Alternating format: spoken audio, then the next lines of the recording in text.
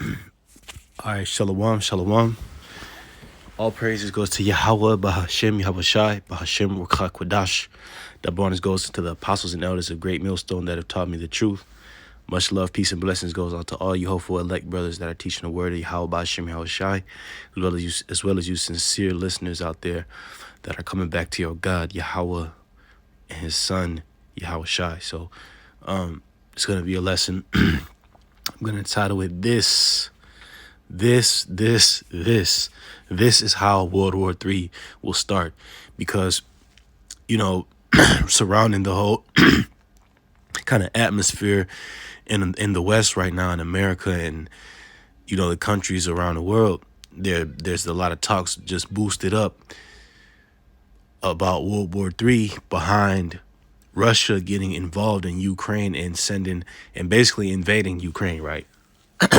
But what most people are ignorant of is what the main stage of what World War III will be, and how that the main theater of war will be out there in the Middle East. It's not going to be a hot war in Europe. It's not going to be a hot war in China. Now, these various countries, like conflicts between China and India or India and Pakistan during World War III, will they happen? Yeah, sure. But the main influx of fighting at that time, the main stage, will be the Middle East. The Middle East is the main, that should be where everyone's eyes should be focused. And honestly and truthfully, that prophecy of full-on war, where we see this amount of devastation and death like has never been before, will not be until the RFID implant, which they're going to use to buy and sell, which is the prophecy of Revelation 13 and 16. That until that happens, World War III will not happen. Okay. So I want to play a bit of this video, as you brothers can see. This is from the CBN News channel. The title says it all, really. It says, will Israel attack Iran to stop its nuclear program? And when that happens, when Israel sends ground forces and launches their full offensive on Iran, that is when World War III is going to start, okay? So let's play a bit of this. One Israeli analyst has studied the issue for more than a decade, and he has a dire warning about the devastating consequences such action might bring. Chris Mitchell brings us the story. Let me play it from the beginning. A preemptive strike by Israel against Iran's nuclear program. Speculation over this possibility has gone on for years. One Israeli analyst has studied the issue for more than a decade, and he has a dire warning about the devastating consequences such action might bring. Chris Mitchell brings us the story. In 2012, Yaakov Katz, now the editor-in-chief of the Jerusalem Post, served as the paper's defense analyst. As co-author of Israel versus Iran, The Shadow War, he examined the potential for an attack on Iran's nuclear program. It seemed at the time that Israel was capable of doing it. I distinctly remember one meeting that I was brought into at the Air Force headquarters in Tel Aviv with the top Air Force general who basically rolled out a map on a table and showed us how the Israeli Air Force squadrons would fly to Iran. At the time, Israel prepared night and day. The Air Force had been training extensively for this operation. Billions and billions of shekels had been poured into this planning and to training and to buying up the munitions and the technology and the weapons that would be needed to take out some of the facilities. Then Prime Minister Benjamin Netanyahu and Defense Minister Ehud Barak tried but failed to convince the cabinet, army and security chiefs to take action. In the end, that never happened. So that was the backdrop back in 2012. And it seemed real, it seemed viable, and it seemed like Israel had a real opportunity to cause enough damage to set back Iran's nuclear program.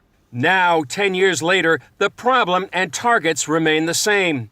Natanz, Iran's main uranium enrichment facility. Fordow, with thousands of centrifuges burrowed into a mountain. To the west, Iraq, where a heavy water plutonium facility is under construction. And further south, Iran's uranium conversion facility in Isfahan.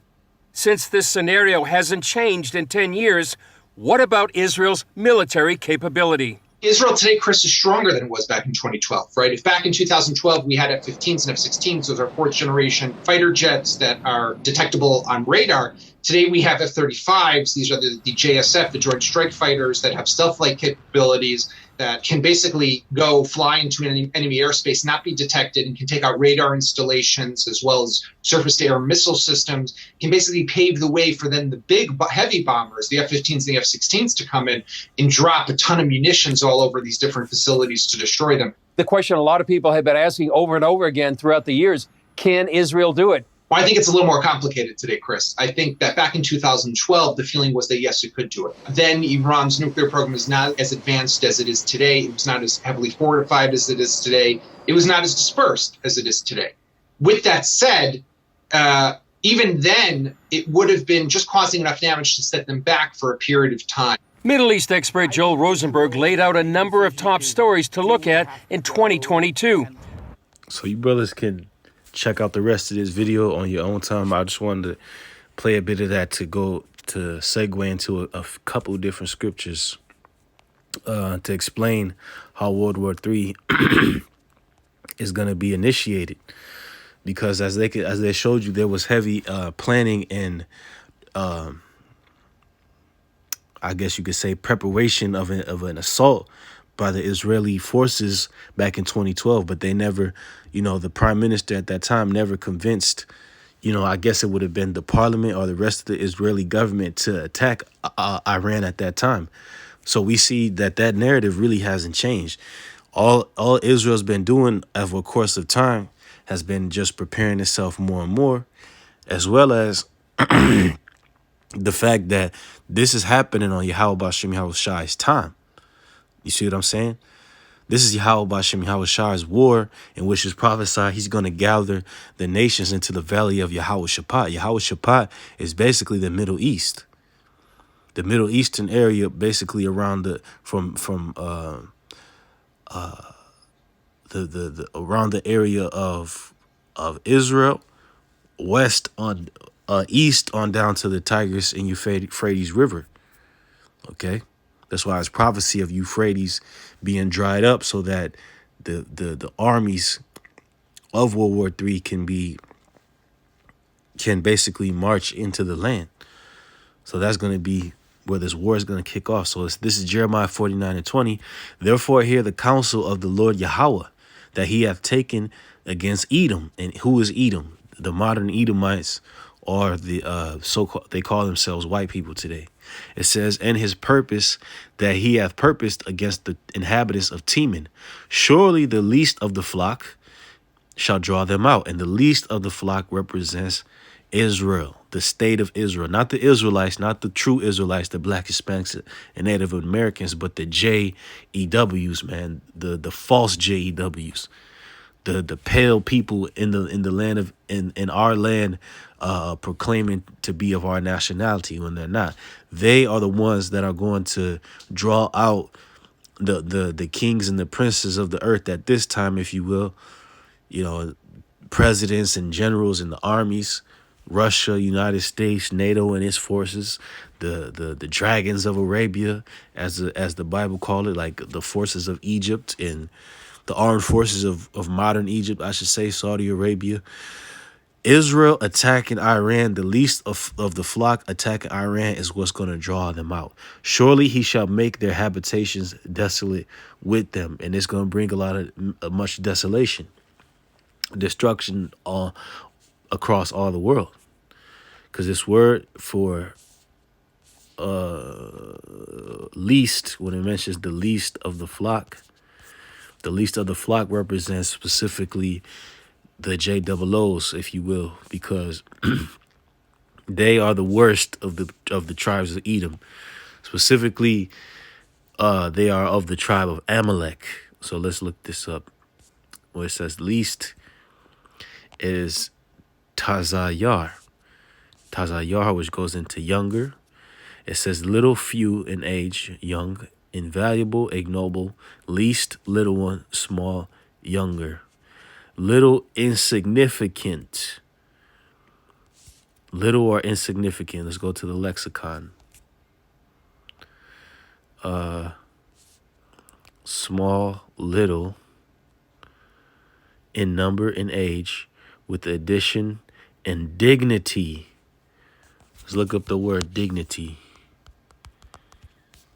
Dignity is the state or quality of being worthy of honor or respect. So that's what these Amalekites are. They're the least in honor or being worthy of respect. Okay, because if you go here, Job 30, this is prophecy. But now they that are younger than me, and let's look up the word for younger, is Tazayar.